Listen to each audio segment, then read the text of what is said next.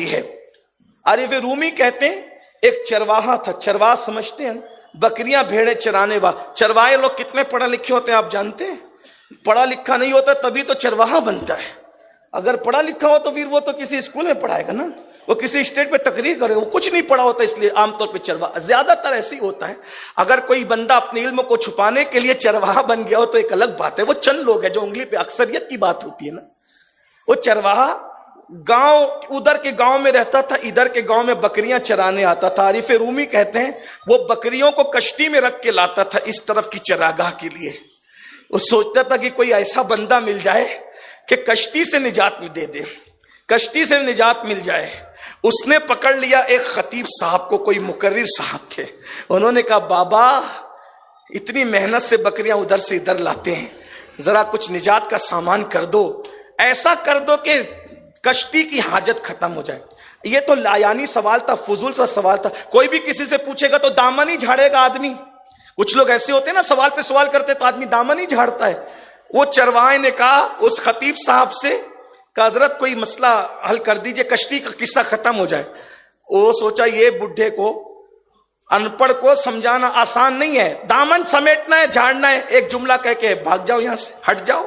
کیا بابا، کیا بسم اللہ میں بہت طاقت ہے، بسم اللہ پڑھو، دریا میں قدم رکھو، چلتے چلے جاؤ، بکریاں لے جاؤ، انشاءاللہ نہیں ڈوبنا ہے، یہ بول کر کے یہ چلے گئے۔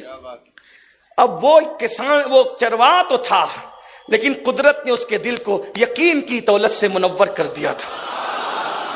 کچھ لوگ ایسے ہوتے ہیں جو بہت پر یقین ہوتے ہیں، پرعزم ہوتے ہیں، اور وہ ہم سے سنتے ہیں اور سن کر کے عمل کرتے ہیں یقین کی بنیاد پہ۔ کبھی کبھی بولنے والا پیچھے رہ جاتا ہے، سننے والے آگے بڑھ جاتے ہیں۔ ہاں، اسی لیے ہم بھی کبھی کبھی آ جاتے ہیں چیخنے کے لیے تاکہ آپ کے صدقے ہماری ہی بخشش ہو جائے۔ یہ پتہ نہیں قدرت نے کس کو کیا نوازا ہے، یہ تو کوئی نہیں کہہ سکتا، یہ تو اس کی عطا کی بات ہے، جسے چاہے جیسے نواز دے، یہ مزاج عشق رسول ہے۔ کیا ہوا پھر؟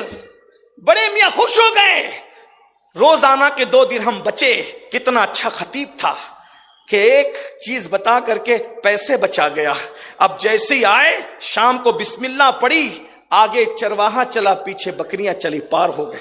دل سے دعائیں نکلی، وارے خطیب خدا تجھے سلامت رکھے، تو نے تو میرے سکے بچا دیے۔ روزانہ آنا جانا شروع ہو گیا، کشتی سے نجات مل گئی۔ خدا کا کرنا، بہت دنوں کے بعد ایک دن وہی خطیب صاحب دریا کے کنارے کھڑے ہیں اور یہ آئے چرواہے صاحب، اور آنے کے بعد جب انہوں نے کہا ارے خطیب صاحب کس کا انتظار ہے، کہا بابا یہ تو بھول گئے تھے۔ سنانے والا بھول جاتا ہے، سننے والا یاد رکھتا ہے۔ یہ تو بھول گئے تھے۔ چرواہے نے کہا خطیب صاحب کس کا انتظار ہے، کہا کشتی کا۔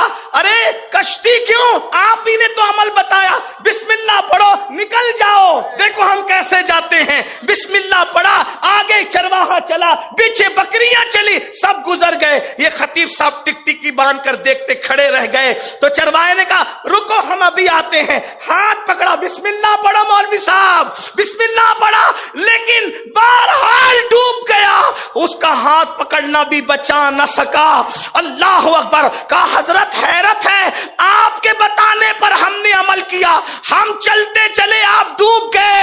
اس نے بڑی حسرت سے کہا علم تو آ گیا مگر تجھ جیسا یقین کہاں سے لاؤں، علم محنت سے آتا ہے، یقین اس کے کرم سے آتا ہے۔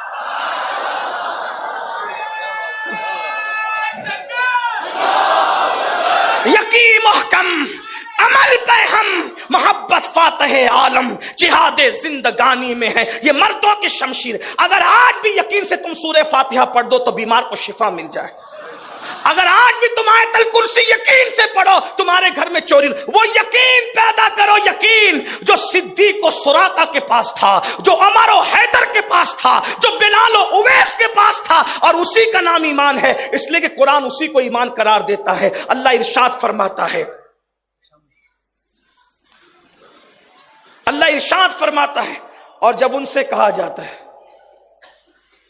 آمینو کما آمن الناس، ایسے ایمان لاؤ جیسے صحابہ، الناس سے مراد صحابہ ہیں، مفسرین کا اس پر اتفاق ہے. اور یہ منافقوں سے کلام ہے. جب وہ کہتے ہیں ہم ایمان لائے تو اللہ فرماتا ہے آمنو کما آمن الناس، ایسے ایمان لاؤ جیسے میرے محبوب کے صحابہ ایمان لائے.